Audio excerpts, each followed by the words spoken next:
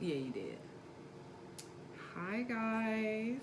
Did I put it public? You did. I did. Okay. And I think nobody's tuned in just yet, but we could start. Do you want Yes. me? Oh, you're already tagged. I should be tagged. Make sure it's on my page. Make sure you tag. Let me make sure it's on my page. It says you. Okay, girl, looking at my damn self. Oh yeah. But is it on your page? Yeah, now I put it on my timeline. Bet. Okay, cool. So we'll go ahead and get going. Why is it saying on my Okay. We'll go ahead and get started for today. Welcome back to the Miseducation of Senae and Ashley. We're going to jump right into it because we have a lot of commentary from this past week. And I'll go over the format again. We have our flunkies of the week, and then we also have our graduates of the week. Last week, we had quite a few flunkies, and this week it's the same. It's pretty much the same. So we'll go ahead and jump into the flunkies and the graduates, then we'll jump into our sports and pop culture. So just hang in there with us. We have a lot to get off our chest this week. Trust, okay? We'll go ahead and start with our flunkies. First flunky, which we told y'all she was gonna be on here every day, every week, every month until they do something. Until they do something with her ass. Amber Guyger. Officer Amber Guyger, who proceeded to walk into an apartment that was not her own and shot and killed both them John. Still nothing's been done, so we're just waiting. DPD, the AD, everybody's kind of dropping the ball. It's like at this point, it really does look like a cover up. It's definitely a cover up, and Amber Guyger's still not fired. We got word last week that Renee Hall. She can't be fired. That's what. Yeah, Renee Hall, Chief of Dallas Police, Renee Hall says that she cannot be fired, which is total BS. Last week, they actually fired 2 officers for criminal activity. Yeah. And then she comes to play us like we're dumb and say, I can't fire her because it'll impede on the investigation. No, it will not impede on the investigation. Because she was off duty. She was an off-duty cop, and you handed the investigation over to the Texas Rangers. She needs to stop trying to play her own community, the black community, like we're dumb, and do her job, because this is going to end up costing her seat. Yes, this is definitely going to end up costing her seat, and then it's also going to fall on the Dallas DA as well, because they're both black women. I think people don't want to get their hands dirty with this. That's what it just looks like. At this point, that's what it's looking like. Like, I don't really want to get involved in it because I don't want the good or the bad to fall on me. So instead of actually doing the right thing, I'd rather just wash my hands of it, let somebody else take care of it, so that way it doesn't fall back on me. But the community is still looking at you like, girl, come on. It's going to end up costing them their jobs. Essentially, in my opinion, it's going to end up costing. We can vote you in and out. Yeah, people going to vote you out because, like, bro, you was not looking out for us. Exactly.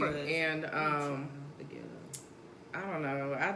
This hurts my heart because, yeah, you trying to take yourself out of the situation, but you're not helping. I couldn't see myself doing that to my community when you know it's a clear-cut murder case. It's set up as a manslaughter right now, and you're just like, oh, we need to let the case do its job. She has to stay on the payroll. No, she doesn't. They need to take her off the payroll right now and do what's right. Appease the community and do your job. And if y'all ain't gonna do what's right, it's gonna get ugly. It's gonna get ugly out here. It's gonna get, people are really on edge. Again, like we said last week, people are on edge. The community's disappointed. Like, I mean, a lot of people are, we're just wanting answers. Again, like the family wants answers. The community wants answers. We want to know that if this happens again, which is very possible, that justice will be served and we're not just another hashtag. Because that's what it looks like right now. Just another like hashtag. Every black man, black woman that falls to the hands of an officer, up to now, has been another hashtag. Hey Sharonica. Has been another hashtag, and until somebody, or till we as a community, black community, and those who want to stand with us, take a stand against our law enforcement and people like Renee Hall, we'll continue to see these hashtags. And like Senae said, it's not gonna be cute out here in these streets. I mean, we're near Dallas. We see the tension. It's gonna be more than rioting. And speaking of Dallas, in particularly, we are in Arlington. So Dallas 9, shout out to y'all. Shout out to the Dallas 9. They held it down. If you don't know, they recently protested at last Sunday's Giants Cowboys game in front of the stadium, the AT&T Stadium, and it was a peaceful protest. And the Dallas 9 black, actually 8 black individuals and 1 white woman who was protesting with them decided to go down near Collins Street and do their protest. Well, the cops see that they're the ones who were blocking the highway. Yeah, and they end up being arrested for a peaceful protest with no bond for 48 hours. So they sit in I think they sat in Arlington jail for about 24 hours until from that night to the morning. Till Tuesday morning, remember? Exactly. And then they were transported to Tarrant County because they said it was a county charge. All that time, they did not have a bond. Mind you, Amber Guyger was given a bond on a Sunday for $300,000 and bonded out immediately. These 9 individuals who were peacefully protesting were unable to bond out because they weren't provided a bond until Tuesday morning. Which their bond was only $100 per person. The bond was $100, y'all. $100 bond for peacefully protesting, which is trash. But it just shows the society that we live in. Off-duty cop that kills an innocent young black man with a bright future immediately receives a bond, but 9 people peacefully protesting don't receive a bond and have to stay in jail for 48 hours before they receive a $100 bond. That makes no sense at all. And that just goes to show how the law enforcement and the justice system, judicial system, they do not look out for us, black people. People of color. Of color. If you're not white, they're not looking out for you. So we have to be willing to, like I said, put that foot forward to make a change. And if they don't get this right, it's gonna be hell to pay. I can just already see it. For a fact. I can already see it. But yeah, that's Arlington PD, Dallas PD. Renee Hall, the Dallas DA, Amber Guyger, whoever else we have to add on here will be added. And you know what? Because this kind of isn't. I'm about to freestyle this just a little bit, but it's about the Arlington PD. So my aunt got killed in a car accident last October, 29 years old, and she was on 30. Fatal car accident, single car by herself. And the initial newspaper article that the Star Telegram, everybody released was single car accident, woman racing on 30. Crazy. Racing. We asked for them to actually pull that article because they didn't really actually do much of an investigation. So what I'm going towards is because our color affects a lot of things, like justice, how we're depicted in the media. Yeah. My aunt was 29. She had 2 kids. She was coming home from work. Racing on the highway, the last thing that she was doing. God honest truth. And she was actually, where she had the accident was under construction over there off of 30 and 360. So I'm in the face that they even would put out such an article, and that the Arlington Police Department didn't really hold up their end of the bargain. My aunt died on a Wednesday night. They didn't come to my grandmother's house till Thursday morning. Then they told us that she died from one injury, and when she actually was taken to the funeral home, that's when we found out exactly what happened. So they didn't even tell us the truth, which I have no idea why they didn't tell us exactly what was going on. The actual police officers that came to my grandmother's door weren't the ones who told her she died. My grandma actually, they came in, they gave her a phone number to call, and the phone number said, "We are sorry to inform you that we have found your daughter, and she had a car accident 12 hours before, and we're just now informing you guys." And so it just, I mean, bro, like after that, my Arlington PD is really not. They've been trashed. Like, Arlington PD has been trashed, and you know, it's pretty much all law enforcement and how the media depicts us for small crimes. I mean, even Botham John, they found marijuana in his apartment, and Fox News thought it was important to put that on blast instead of the officer who was off duty that killed him. Right. I would say Fox News is like, they trash. They are, I will say they are fake news. If I agree with nothing Trump says, but he did say Fox News was fake news, and I will give him that because did he say Fox News? I thought he said he liked Fox News. I thought he said that they were, which allegedly. I would say Fox News they do put out a lot of falsified, like they just want to be the first ones to report, and that's not necessarily the facts when they report it. They just want to be the first one to get it out. To get the news out there, like, oh, this is this. Like I said last week, I don't give a damn if they found a grow farm in this nigga bedroom. He did not he did not deserve to die on that night. No, he had a bright future. He can't do that in his own home.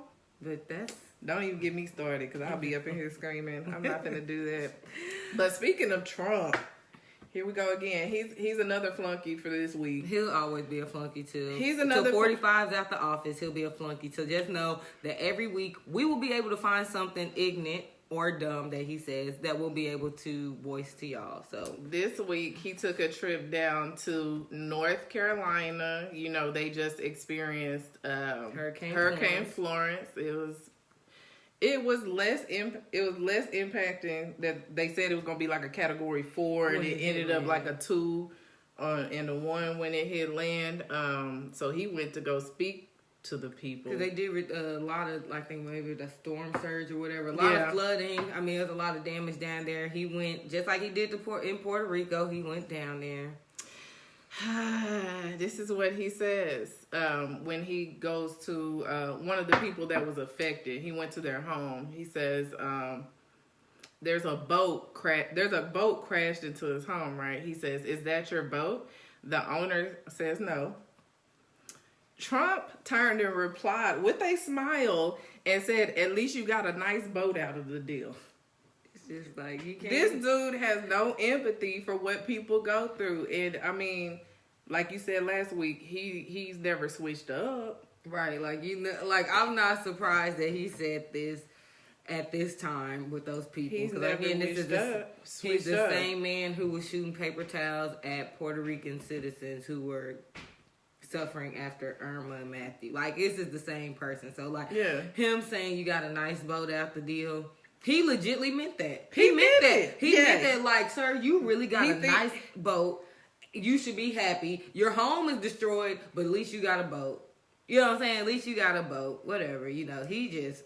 I can't. Just like he said that Hurricane Florence was very big and wet. wet. It's the wettest it's ever been from this standpoint.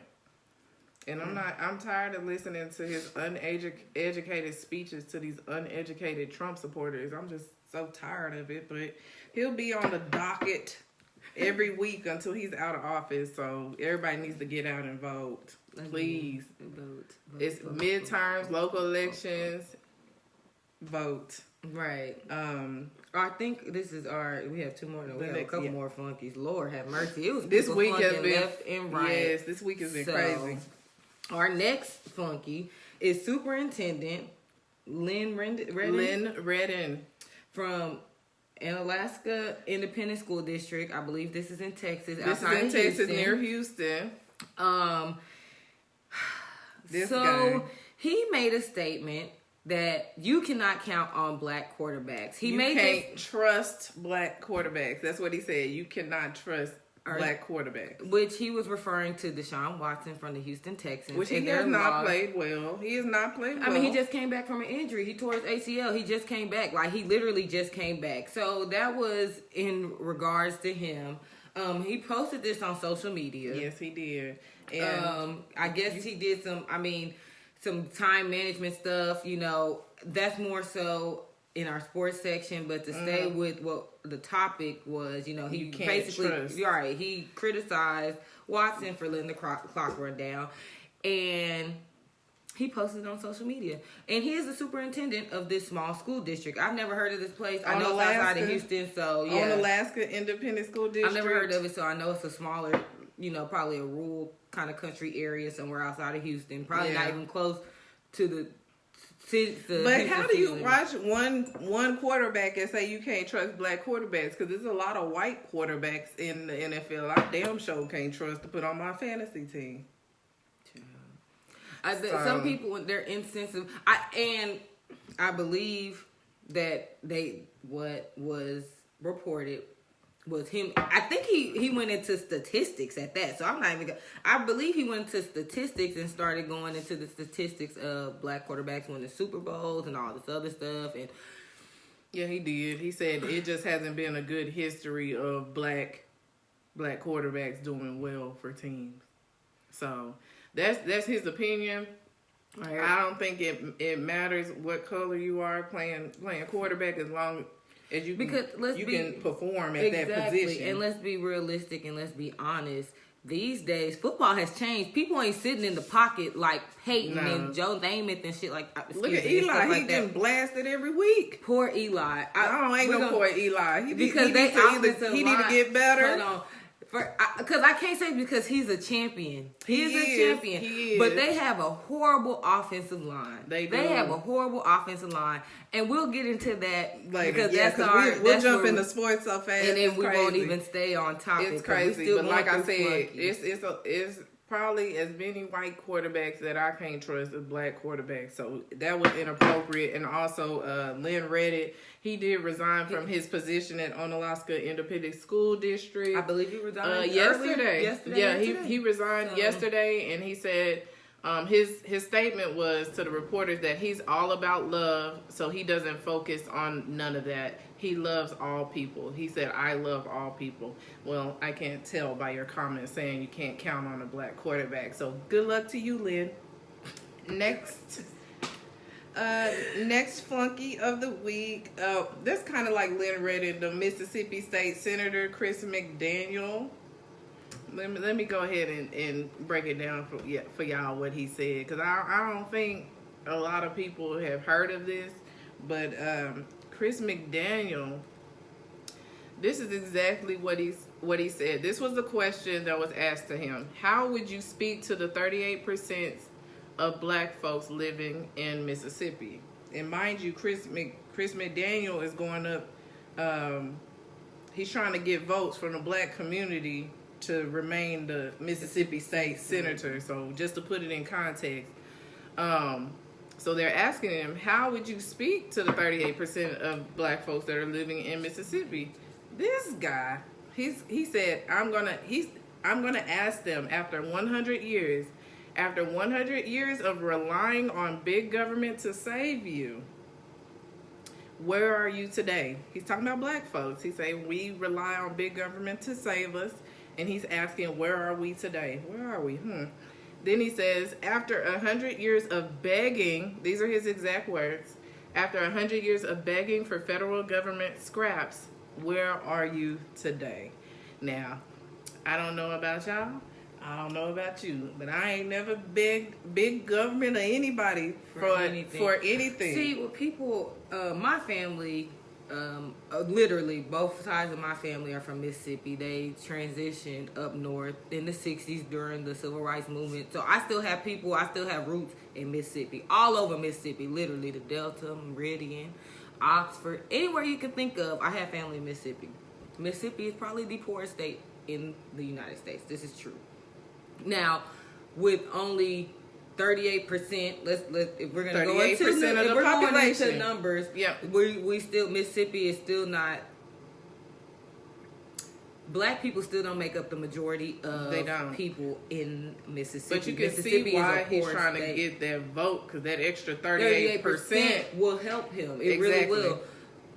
But realistically, they still don't make up the majority. We know what makes up the majority. Obviously, without us having the actual facts on screen for us, we know who makes up the majority. Yep. Making a statement like that, 100 years, right? Because I'm trying to get this with that. So that's how he views black people. In my opinion, that's how he views Mississippi black people and black people in general. But we don't even use the majority are the ones who, because they make up the majority, because they make up 70% from censuses and different things that they've done to different studies. Different studies. They make up 70% of the population. So that means that realistically, because they make up most, that means they're using most of the government assistance. So his comment was like kind of null and void. Out of pocket. Ignorant. Hopefully people in Mississippi will not vote him back in. Exactly. But they, like I said, they don't make up the majority either, so we'll see what happens. I would hope that people in Mississippi, if some of my family's watching that are still in Mississippi, you guys go out and vote. Yeah, we gotta vote. There's plenty of people we can vote out in the midterms and in the regular election, as well as our local election. So exactly. This especially is one local. Of them. His name is Chris McDaniel again, and he happens to think that black people are still relying on federal government scraps after 100 years. Those were his words. Like she said, just to piggyback off of it, vote, especially locally in your community. Vote for the county you're in, the city you're in, from the mayors to senators, whatever it is. Vote locally, because that affects us a lot more than just the presidency. What people don't realize, we think just voting for the president is enough. No, he affects us as a whole, but what's going on locally with us is affected by who is in office right there where we're at. So if you're in Dallas County, go vote. If you're in Tarrant County, go vote. Denton County, go vote. Any county, go vote. In Texas, exactly. Any county, go vote. Any county, so go vote, state. go vote. Okay, so we're our last flunky. Chris McDaniel. Our last flunky is George Zimmerman. He been a flunky for about 10 years. Oh, but we just started the show he has week, no remorse for what he did at all. At all, bro. And, at all, and it's ridiculous. I seriously thought the little picture of him signing the Skittles or whatever, I thought that was Photoshop, but somebody backed him up on that. He's really signing Skittles. Like, that shit is cute. And while we got all these black people beefing with black folks, we got George Zimmerman out here walking around and he hasn't been touched at all. It's funny because I remember a couple years ago he got pulled over in Forney, and I think he had a. I mean, he's not allowed. I don't think he's supposed to have any type of firearm or any weapon on him. But I think when he got pulled over, he possibly had one. Don't quote me on this, y'all, because I really don't remember. Yeah, it's allegedly, and I don't really remember the exact story, but I do know he got pulled over going through Forney. And it blows my mind that after all these years, Trayvon Martin got killed senselessly in 2011, 2012, and it's 2018, and he's still gaining revenue off of something so sad. Them paintings, he's not even an artist, but he's selling paintings for $100,000, and they're buying them. I'm gonna assume they're white folks buying them. They have to be. It's really sad. I don't know no Negro buying nothing from George Zimmerman. I'm sorry, and I'm not. I just think it's really sad that after all this time that he's still trying to make a living off of clout. Yeah, he's gaining clout off of something that was off of a kid that you killed senselessly for no reason. Like, it's just really sad that in America that's okay. Like, it's legitly okay, and people are actually supporting it. And he's really being blatant with it. You're signing Skittles. You're selling paintings of Trayvon on the ground. Like, that's just really blatant. Sad. And I would never understand all this beefing that we do as African Americans, but we let people like George Zimmerman walk around untouched. I'll never understand It's that. crazy. For everybody that just tuned in, welcome to the Miseducation of Senae Ashley Mimosa Sundays. Hello to everybody who is watching. We just finished our flunkies, and we're about to roll into our graduates of the week, the people who stood out to us the most.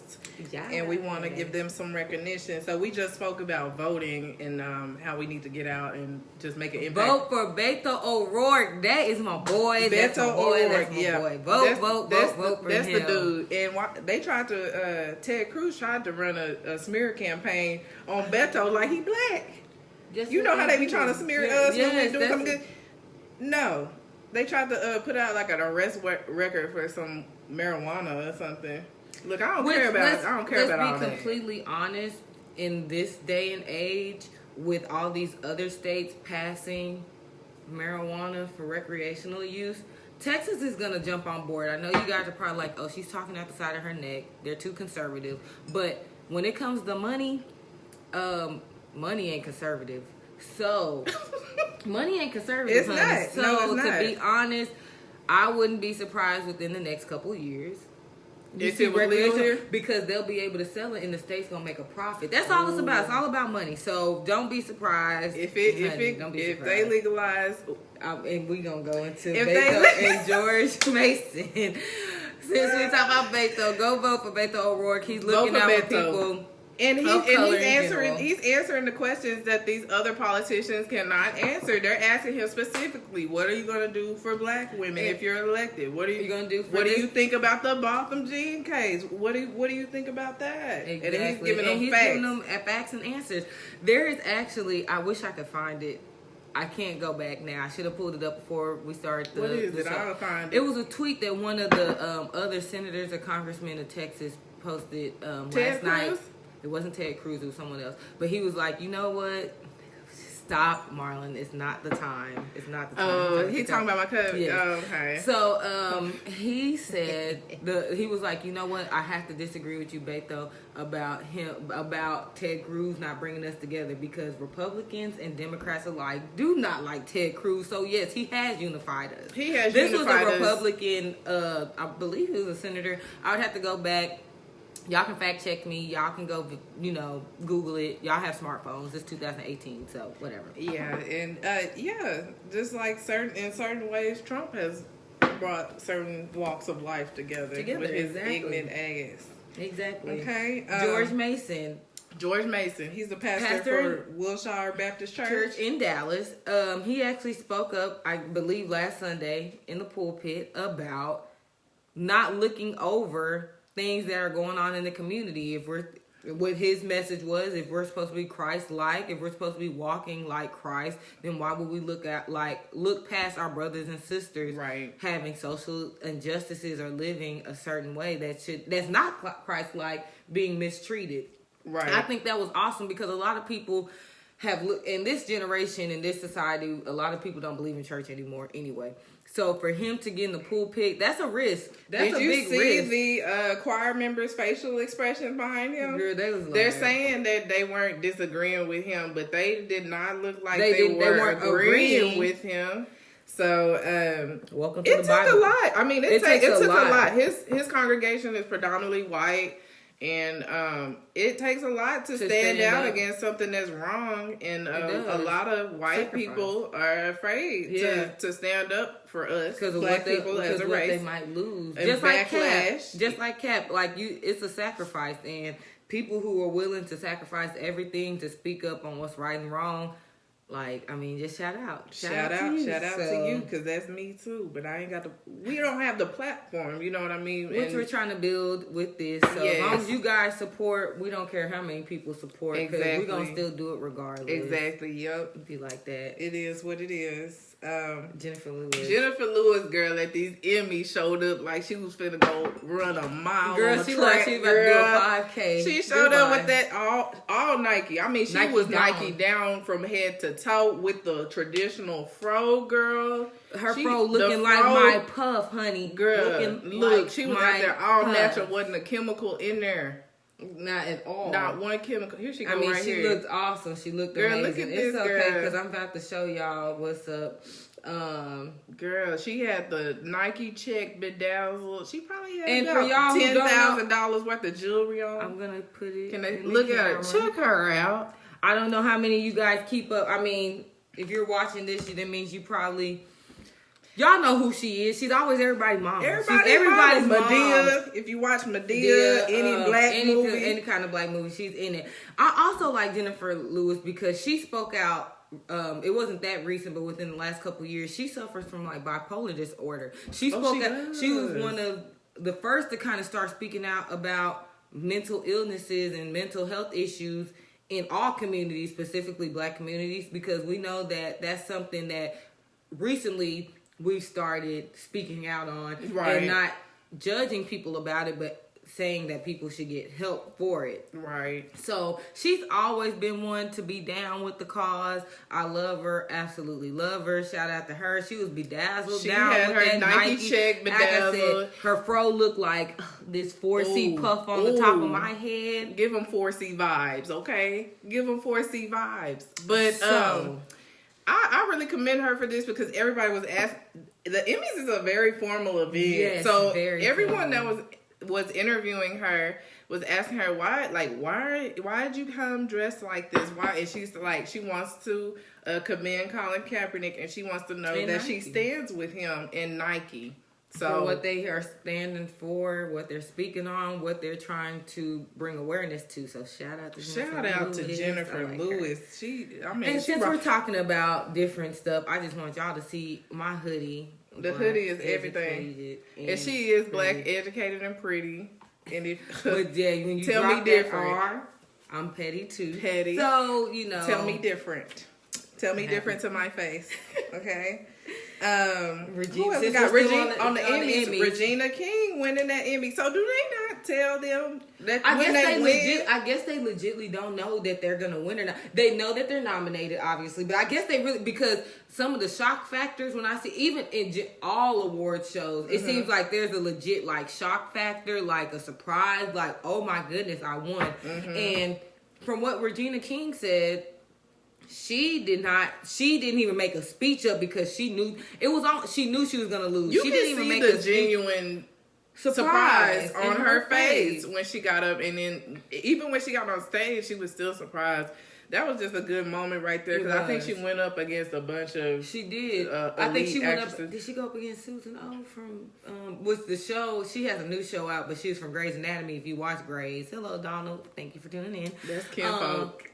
If you watch Grey's, you would know who she is. I believe that Regina King just made. I mean, it means a lot to see people. And what was also awesome, ooh, her hair was on point. On point. What I loved. Now, granted, I didn't like what. I do not know her name right now because I'm drinking. Leslie. Leslie Jones. I didn't like what she had on, but her legitimate excitement, because her and RuPaul excitement gave, for her, her and RuPaul gave the award. Their legitimate excitement to see her win was awesome. Just like Taraji did. Was that last year or the year before? It was last year, I think. Like Issa Rae said, I'm rooting for everybody black. You know what I'm saying? It don't point blank. Period. I'm rooting for everybody black. So it was awesome to see that love on stage. It was awesome to see Regina King win. Yes. And I would say Netflix, you guys should bring back 7 Seconds. Y'all canceled it. Netflix canceled on that ass like Nino, and they need to bring it back. She winning Emmys. Bring the show back so we can all watch it. Oh, so damn good. It. Okay, so LeBron.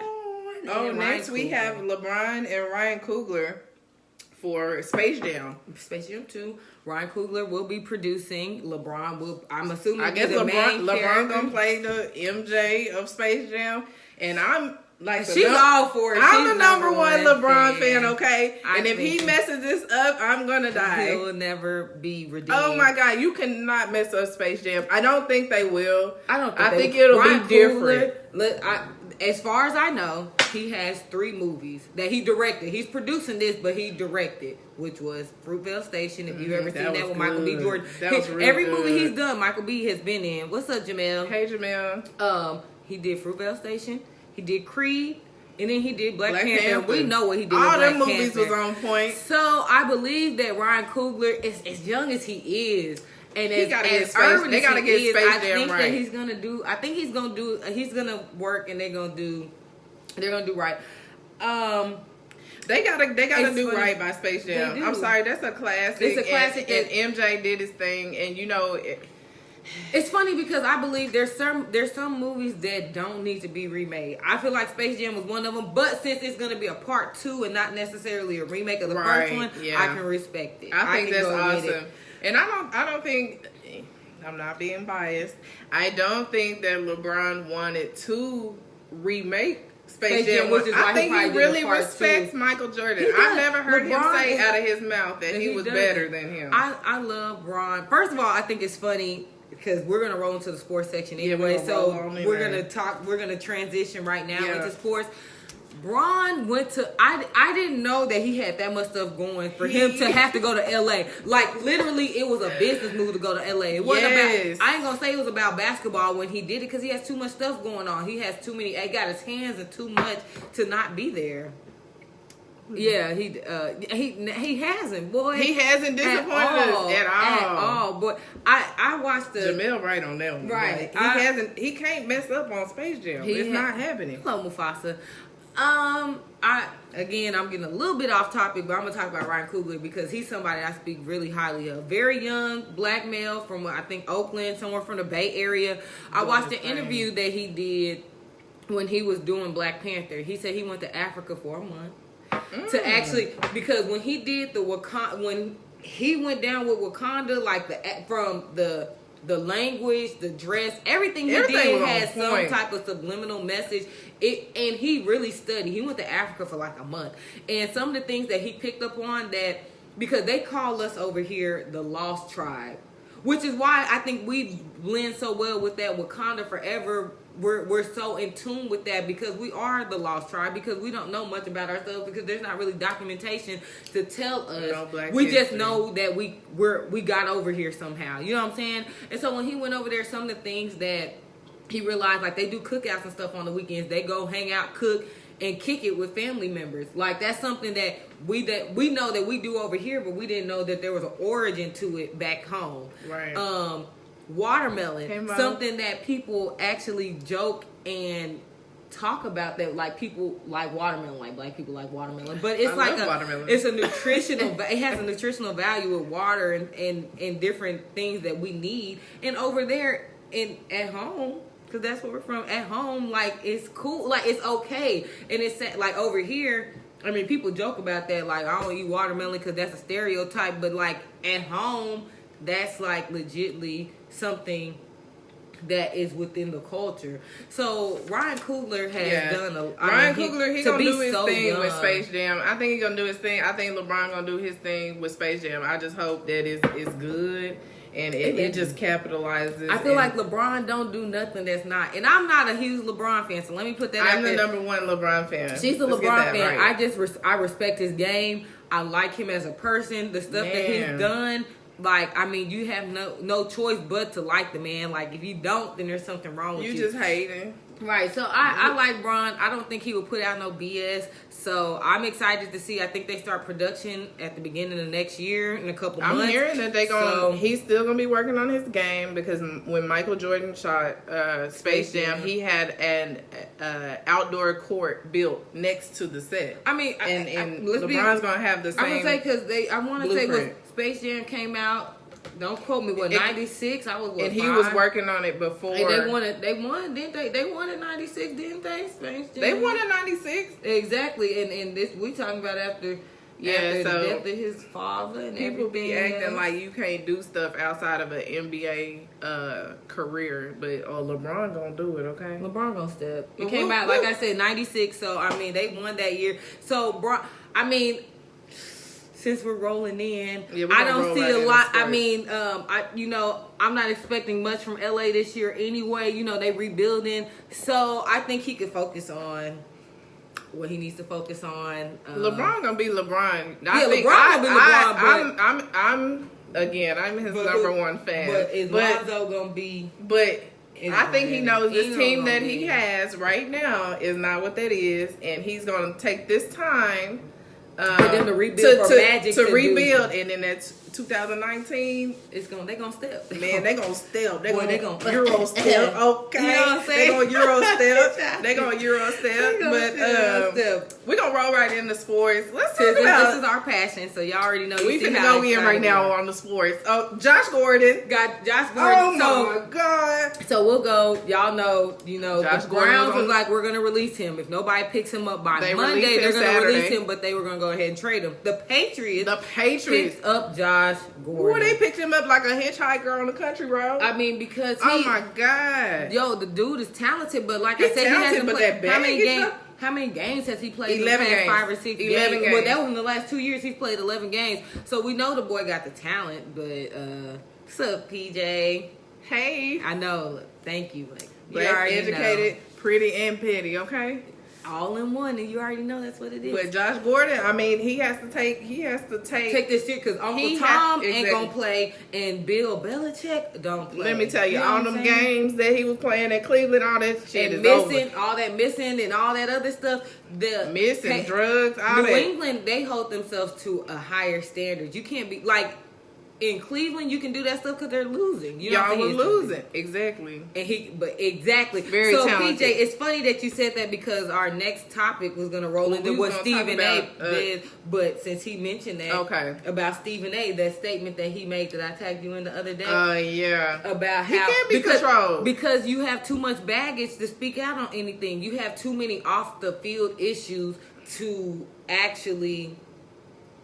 To say anything. You can't argue with nothing when you got stuff going on. You got all these issues going on off the field. At this point, you can't say anything. You just he has to jump in line now. This is a reputable I didn't see the terms organization, and everybody respects the Patriots as an organization and Bill Belichick as a coach. I mean, he can either get with it or get lost, and that's what they're gonna do. You really can't control Dez like that, and you definitely not gonna control. And that's funny because Stephen A. made the reference in his statement that he did. I don't know if that was on First Take or if that was on a radio show. I think it was just on the ESPN interview. They were asking. No. I think it might have been First Take. It was First Take. He was on First Take, and you know what? The Cowboys, as much problem. Everybody say the Cowboys gonna get somebody, but they don't make the sacrifices to get them. Rule, yeah. Dez had a lot of stuff that they had in his clause. But we gonna roll it into Dez because the Patriots were willing to gamble on Josh Gordon, but as soon as Dez was like, I think I fit with Gronk and Brady just fine, they immediately shut that down. And going back to what PJ said and what Stephen A. said. It's easy to control somebody that has so many off the field issues and they don't have a voice. I've never really heard this. This is just me. I could be just missing a lot of stuff. I've never heard Josh Gordon speak out on a lot. I haven't. And like I said, that could be me missing stuff. Who gonna listen to Josh Gordon? Exactly. So Dez has some people just don't. He ain't really had nothing. He had a few blunders, but nothing like Josh Gordon. What kids do, you know what I'm saying? But like Dez is gonna speak up on what he likes, what he don't like, just like other people, which is why it's hard to, like Stephen A. said. And Stephen A. made the statement. I'm not just talking about black people. I'm just gonna make this a general blanket. When there's somebody that's very vocal, people don't want to deal with that. You know what I'm saying? So. I believe that I don't know if Dez. I hope my boy get picked up. Exactly, point, and Greg, Stephen A. said that it was shady for the Patriots to pick up Josh Gordon when Collins but they're different positions, right? Right. But the only thing that's wrong with Colin is that he speaks out against police brutality and racial injustice. There's nothing wrong with his physical ability. I mean, he went to a Super Bowl. What was it, 2000? Y'all got to quote me, 15, 16. When did he go to the Super Bowl? They played the Ravens and they lost. It was Ray Lewis last year in the league, and the Ravens won. Well, according to Colin's lawyer this week, he's saying that 2 teams are thinking about signing him. Yeah. I wouldn't go back to the NFL after how they did me, but I think Colin has a good heart, and I think he really loves the game. I think he'll. Yeah, I think he'll go back if because it'll show. him. It will kind of show all these kids that he's speaking out to and like trying to reach. That even though people try to stop you, like we said last week, you can't stop a blessing, bro. Like, and that's just what it falls back on. You can't stop people who have their life is already destined, it's predestined. Like what he got going, he got Nike backing him. He can do so much. He can do whatever. We talked. Okay, so y'all, a lot of people don't know. I'm a Baker Mayfield fan. I liked him at Tech. I am too. I liked him at OU. Baker special. And he came in and he did his thing. Tyrod.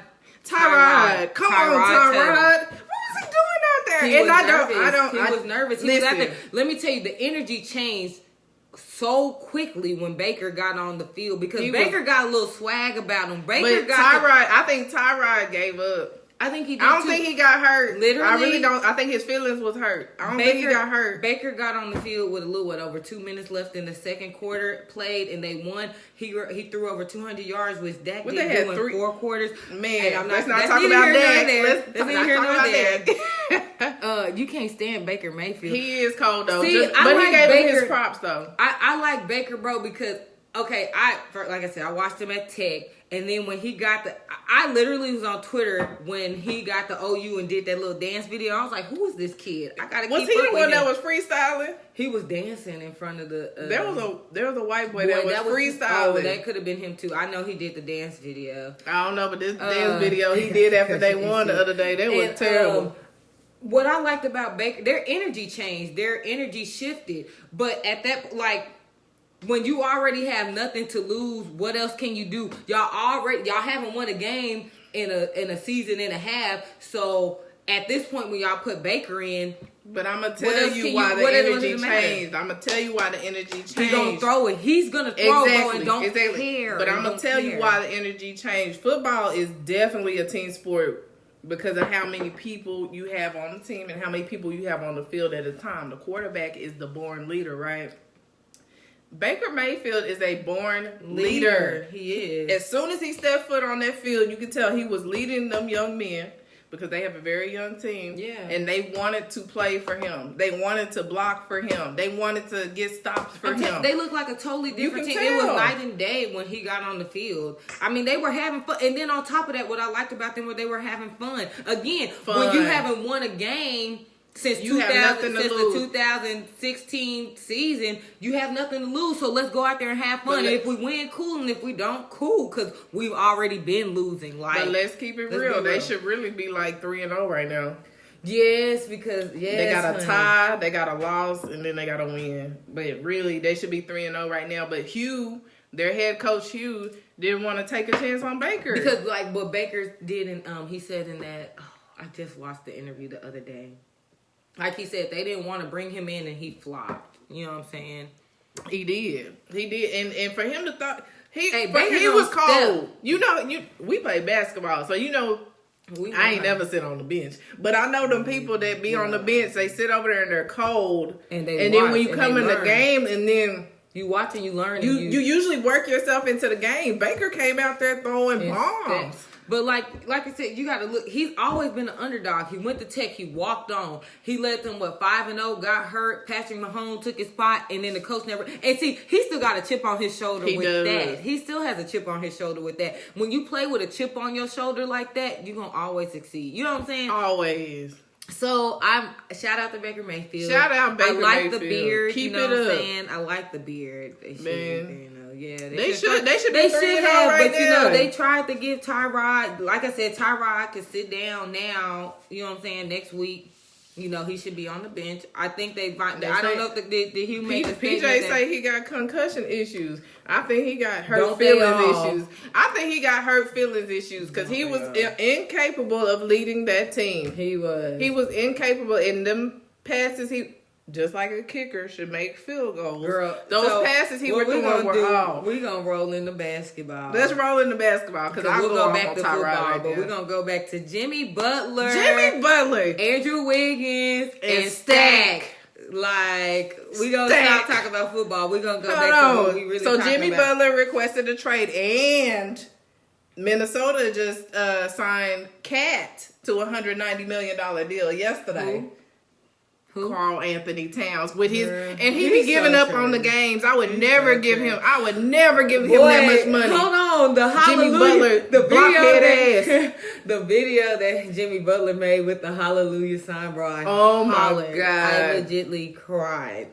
So apparently he wants based out. on the teams that he listed, he wants Kawhi to go with him. He wants to team up with Kawhi or Kyrie. That's the gist that I got. Mm-hmm. Now you teaming up. I don't see none of them situations working at all. But since we brought up Jimmy Butler, so we can roll into this Andrew Wiggins with Stack. Like, yo, Stack. So Andrew Wiggins wanted with Stack like that. First of all, let's talk about Stack. Hold on. Andrew don't want it with Stack. Is the issue. Stack, he's an FS1 analyst for Fox Sports 1. He needs to leave it there. Every time something happens, he want to jump on his social media and talk crap. Boy, he was really like. And I'm Andrew's brother right now. Now I'm Andrew. Hey, bro, you know what I'm saying? I don't think you should have made that statement. Why not? Like, why wouldn't I? You know what I'm saying? I'm like, he really acted out. He acted out the whole scenario, y'all. And Andrew is not about it, bro. He look at his face when they playing. He's just so like. First of all, Andrew do not want them problems with Cause Stack got some, you know what I'm saying? Stack gonna pull up on him, okay? He gonna step. He gonna pull up on him, but he gonna step. But I think Stack is an analyst now. He's not just sitting in Port Arthur, anymore smoking and drinking.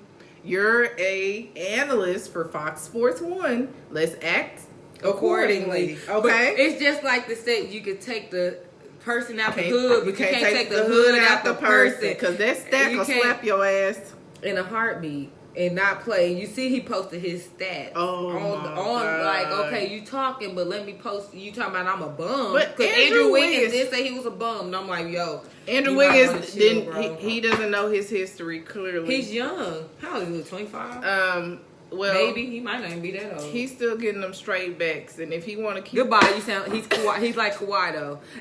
He's similar to me, like as far as like emotion and like braids and stuff. He's like he got them like straight backs and listen, Stack Jack will knock them hoes off your head. He will knock them off and lose everything. He act like he ain't got nothing to lose.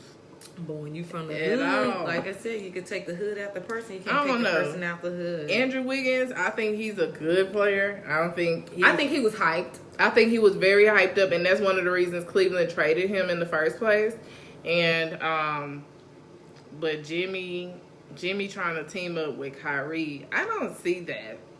Like, y'all are friends. He like, said wild straight backs, though. He's not great. No, he's not great. He's good. But you know what? This generation in general, they feel like stuff is handed to them. So I'm just, like Andrew, I expected more out of him. But, there's some people that they hype so much when they come to the league. And then when they get in there, that's not what they about. At all. And I feel like Andrew Wiggins was one of those people. Yeah, he's definitely one of those people. But I just want to make it clear for the third time that I don't see Jimmy Butler teaming up with Kyrie or Kawhi working in any situation unless they get a third person. But see, this is the thing, where y'all gonna go? Because right now, Boston looking good. Let's look at the East. Boston looking good. But Kyrie want to have his own team.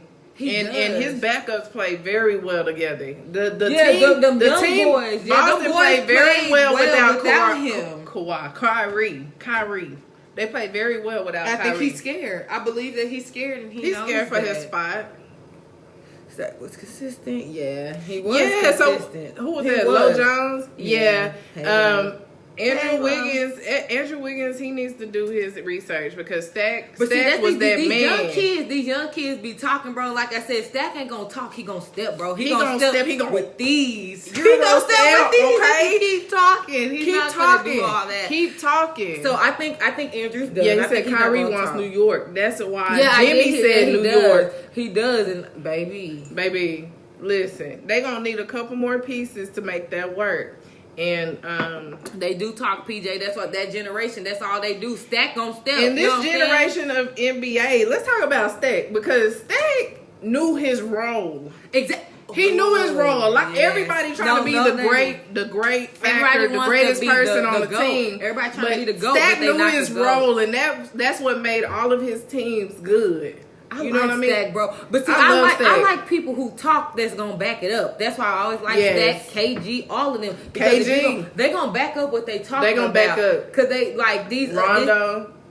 That's why people don't like Rondo, and I like Rondo. I still like Rondo. Exactly. Vet step always. They gonna step. And that's why, I mean, when he's playing for the Ice Cube League. Remember the big Stack? Three. Stack was out there. He would have some bad offensive games, but best believe he was playing with his whole heart. And because he was laying people out. There were no easy buckets. Not on at Stack, all. Okay? Exactly. No easy buckets on Stack. And I respect that. I respect that. And that's why I like that era of basketball. This soft era of basketball. Trash. Kind of like. And then the rules make it soft too, though. And it does. That's why I like the big three.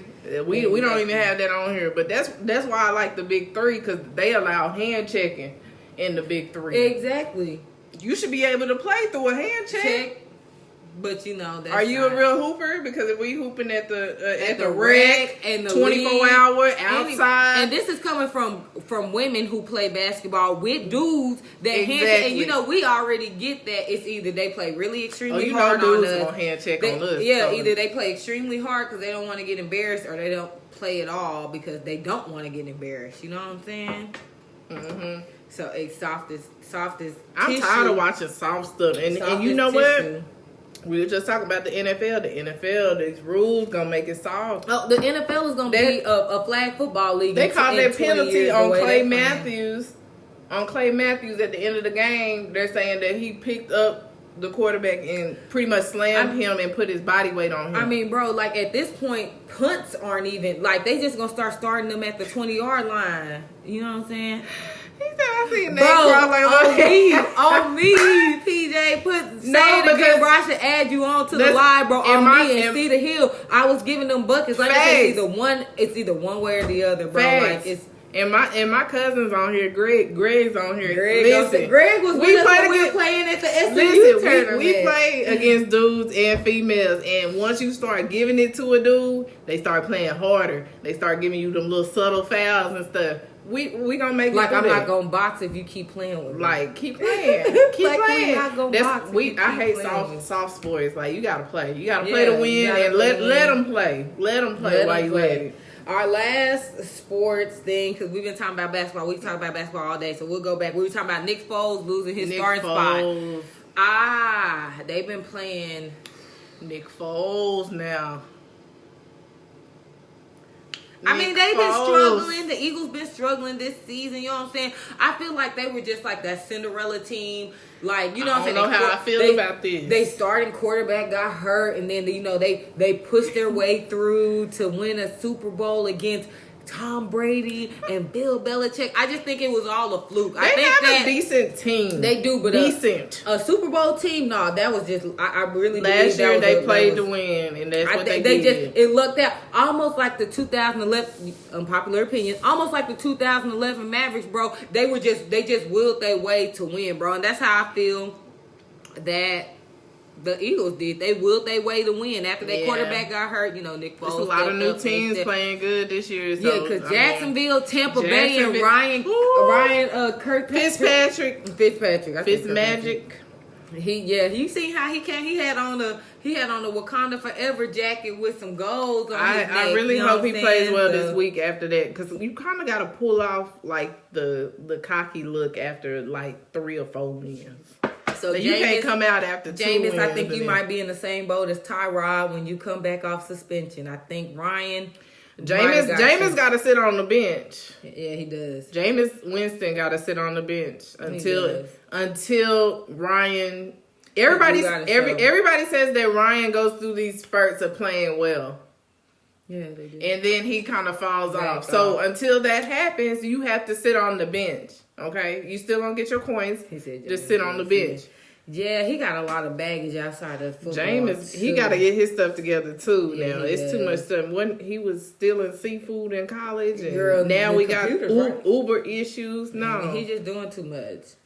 But we're gonna stop about sports so we can go on forever. We can go on forever. Few minutes. We're gonna go into pop culture and music. And the first thing that we're going to talk about is music, and we're going to shout out Yella Beezy. Shout out Yella Beezy. For having the #1 song streaming, I think, in the nation Urban. right now. Yeah, Urban he has the #1 streaming. urban song streaming with over like 125 million streams. Is gold or whatever. So shout out to you. Shout out to Yella Beezy. I mean, I know he opened for Beyonce when she was here in Dallas, and also I think he opened for her, I believe, in Houston. So you doing your thing. You know, you came out with EJ. You came out with EJ during the fight, you know what I'm saying? He needs to keep it up. Yeah, he needs to keep it up. So you know what I'm saying?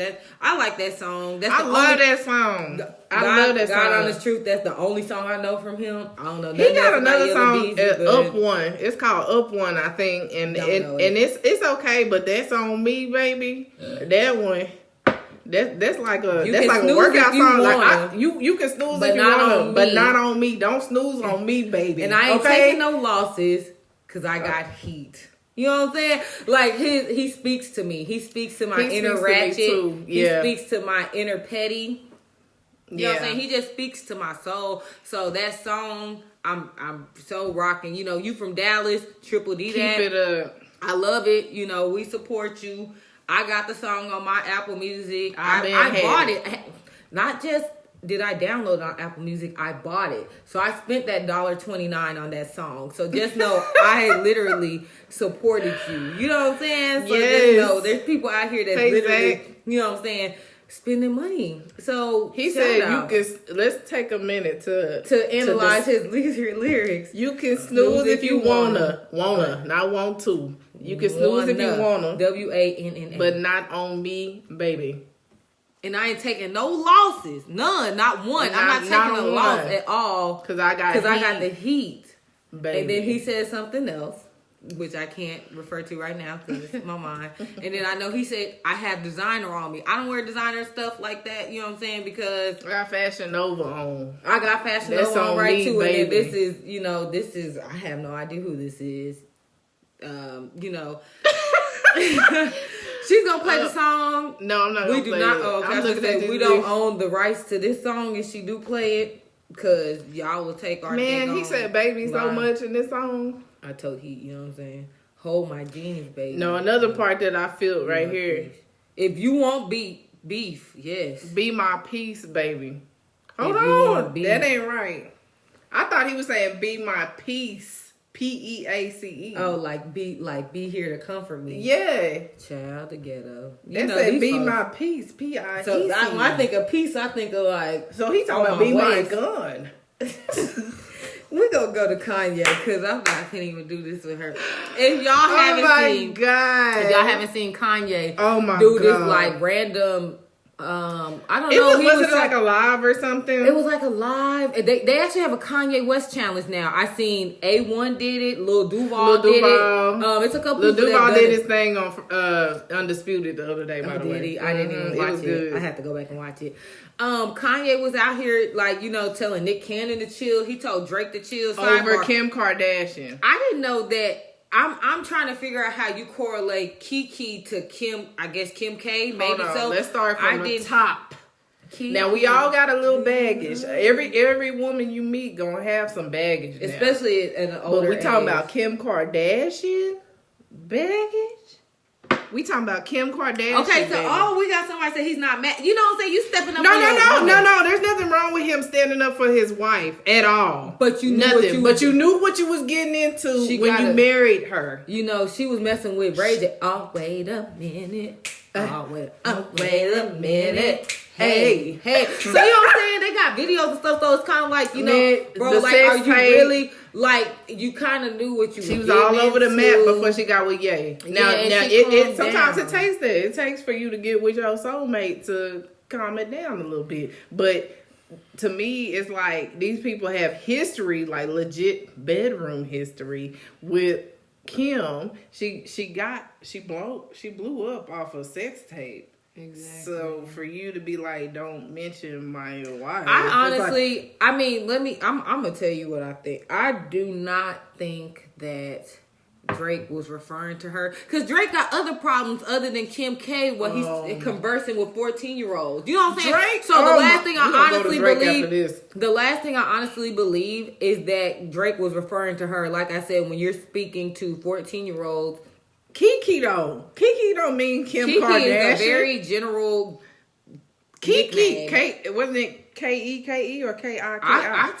I took Keke, but that's not necessarily. When he said Kiki, do you love me? The first thing I thought was the Kikis that I know in the hood. I'm thinking Kiki like a ghetto chick or something. Yeah, so I didn't think like nothing about Kim Kardashian. So unless there was a subliminal, like I said, Ye is kind of, he's very before his time. But Ye so was like, I don't think Drake was talking about. No, he wasn't talking about. I don't think so either. I don't think so either. And like I said, I think that But Ye came at Drake like, don't even insinuate that you're talking about my wife. Right. And I'm I think that he was. Now, if he said Kim Kardashian, then I would have been like, yes, don't mention his wife. Unless maybe Kim told Ye that, Drake called me Kiki. Is it Ye or Ye?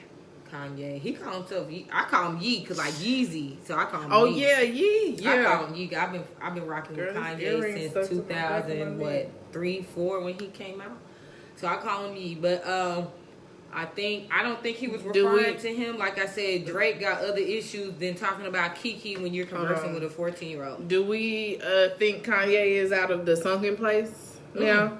Because he was the one who said that he believes slavery was a choice. Yo, I'm not unpopular opinion. Kanye just has some other issues. I believe that he kind of went left field when his mom died. Oh, yes, he did. Yes, he did. But yes. the statement, he didn't word it correctly. That's what happened with that slavery what happened. Statement. He didn't word it correctly. And I tried to get with him. I tried to understand where he was coming from. I can't understand that. But if you could take some of the other stuff out, it's for another podcast or another vlog. But I could not respect him when he was like, slavery was a choice. Like I'm talking now. Like I know what I'm gonna say before I say it. Like and he's not the person that needs to say what's in his mind. He wasn't really the one that's to say, and that's why he worded it incorrectly. It wasn't right. Slavery a choice? Like I said, that's for another. We might have to do this talk during the week because that's a debate. We gotta really debate that. Yeah. I actually. At first, I was like, "Oh, no, you tripping, Ye? You tripping? Like, I can't believe you got on TMZ talking like that." And then I sat back for a second and I was trying to look at it outside the box. I tried to look at it outside the box and not necessarily what he was saying. But we shouldn't have to go through that much thought process for a statement like that. Exactly, Greg. And you shouldn't have to go through all these thought processes to get on the same level as Kanye. You shouldn't, but we were selling our people at first, and then they started taking us because they had guns. So it's kind of like, you know what I'm saying? At a point, you know what I'm saying? At that point, you were selling us at first. Y'all was on the West African coast selling us because these white men was giving y'all money. Yeah. Then, when they felt like they needed more, they took us. So at some point, it's kind of like, was it? You know what I'm saying? So I looked at, when you start kind of opening that other... you start trying to really think and analyze the other stuff, you kind of, it's like, ooh, Kanye, you just didn't say it right. It's like, if you know you're going to say something radical, then maybe you should write it down and make sure that when you say it, you're going to stand behind it, because he kind of went back and he didn't want to stand behind it because he knew he didn't say it right. So again, like I said, that conversation, that's another live, definitely. Do we want to go into Drake texting 14-year-old girls? Girl, that's another live too. Is that another live? That's another live, because people ain't ready for that, because they done Drake banned is and they done sent R. Kelly to the sunken place, but Drake still. It's because Drake's pigment. Drake's pigment is not dark. Okay, that's deep. He is light. Okay, that's deep. That's okay, deep. Because I feel like it's already been swept under the rug.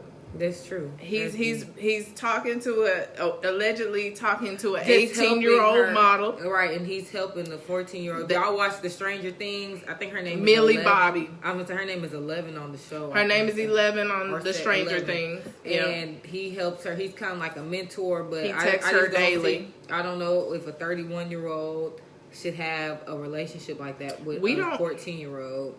We don't have kids. But I'm just going to take a wild guess here and say that it's not okay for a 31-year-old man to be texting my teenager. Yeah, so, I mean, like, again, I feel like that's even something for another show because that's kind of deep. That's real deep. That's come on, extra. Drake. And then he did cancel his 2 shows in Miami, too. See, he said, yes, I think he said he was the sickest he's ever been. And he apologizes. He's that. Sick. You sick, all right, Drake. I wonder what the 6 really is. The 6, they did me right. They raised, they changed my life. Our last topic we're gonna get into is Wanda Smith's husband pulling Wanda Smith and Cat Williams on Cat Williams after he fired her up on her radio show the other day. Okay, so Cat went at Wanda's head, which I thought was rightfully so. Because she comes at, just for the record, she comes at a lot of people. I know she comes at a lot of people sideways. I have a very, very, very good friend who was on here earlier. Y'all should check him out. Marlon Ballard, Marlon Comedy on Facebook. He actually tours with Brandon T. Jackson. Right now they are at Kansas City. They have a 7 o'clock show. If you're in Kansas City, y'all should check him out. Back to what I was saying. He was in that vicinity when the stuff went down, and I know for a fact that people say in Atlanta that she kind of comes at people like that. Nobody really gets back at her. They go to her shows. If you watch the show, you saw that she was high-siding. And high-siding means joning, roasting, whatever. Yeah, for those who aren't from Texas. Yeah. But and I feel like he just got back with her. He was high-siding on her. She was high-siding on his hair. Yeah, but Kevin Hart, I don't think Kevin Hart should have blasted Cat Williams. I'm not even going to speak on that because I'm not a Kevin Hart fan like that. Kevin Hart is not funny. Oh, we was going to talk about that anyway. But we'll stay on Wanda right now. Wanda Big Ass Smith. Boy, he told her that her hair was connected to her headphones. He said when you take the headphones off, that wig come with it. And then he was talking about what he cooked for all his different kids, and then she was like, I cook. And Cat Williams was like, well, what do you cook? She said broccoli. Now, what do it take to cook broccoli? You heat that up because she got the green giant. Well, I already know she got the green giant. She be steaming it. She be putting it in the microwave. Come on now. Cat was on her ass, and she was roasting him first.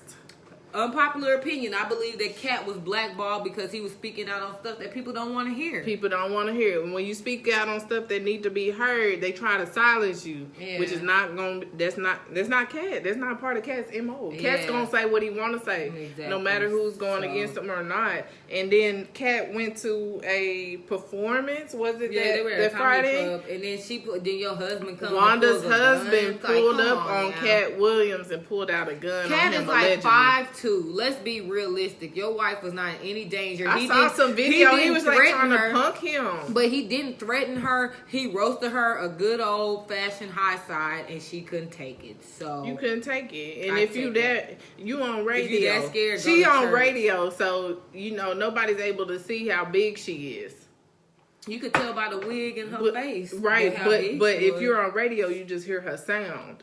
So when he started going in about that cholesterol, he told her. When she started going in about that cholesterol, that hit home. He said she shopped at the Black Lane Brian. I was like, you know what?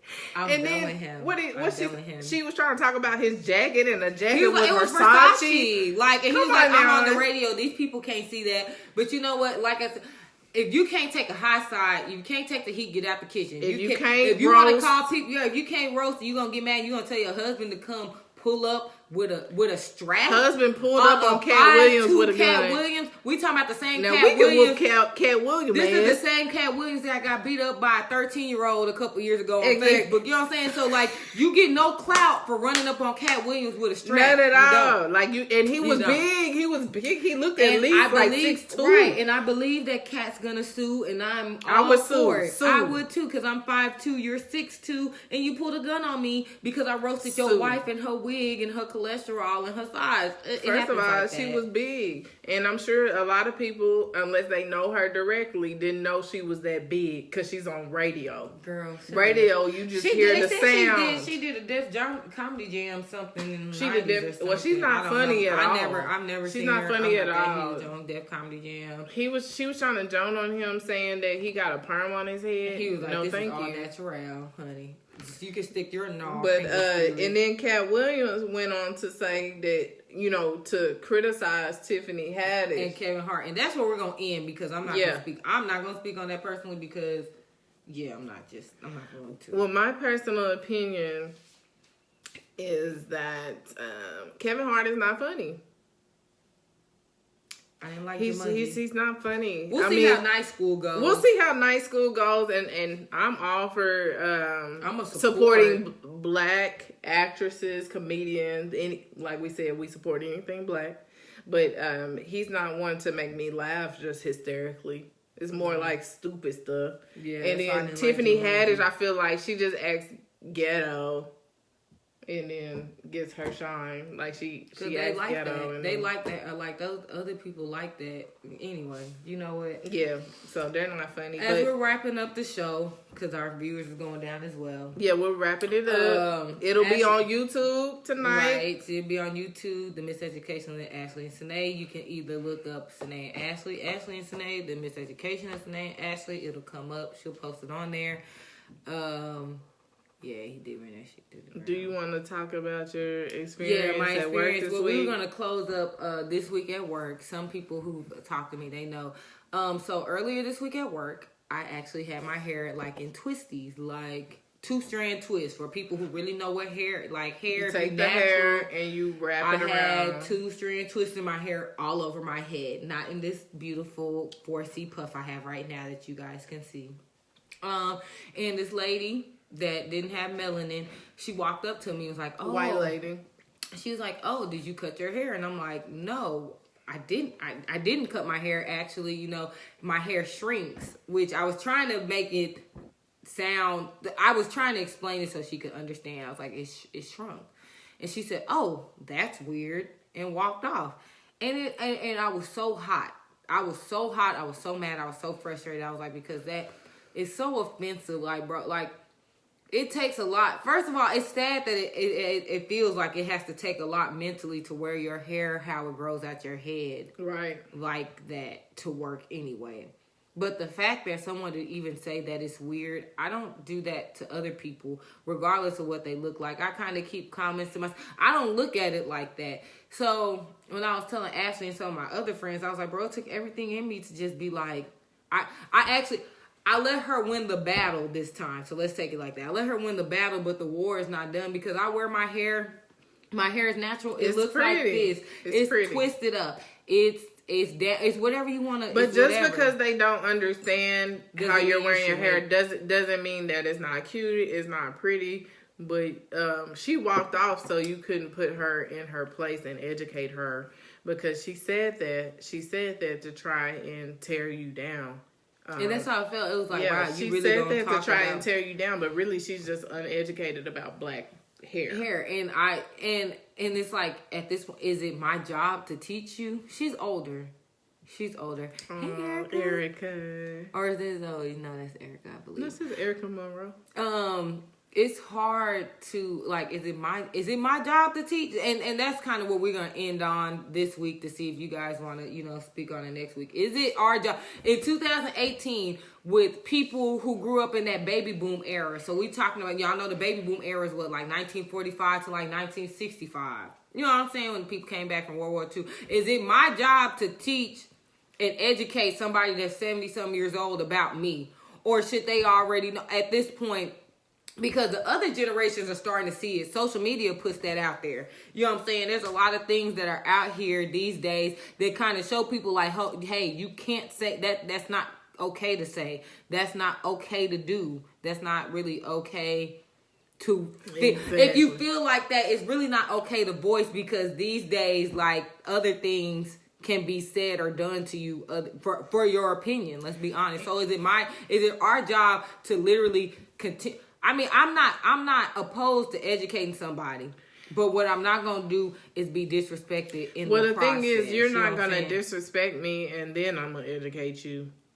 You need to get it. You need to come at me correct first.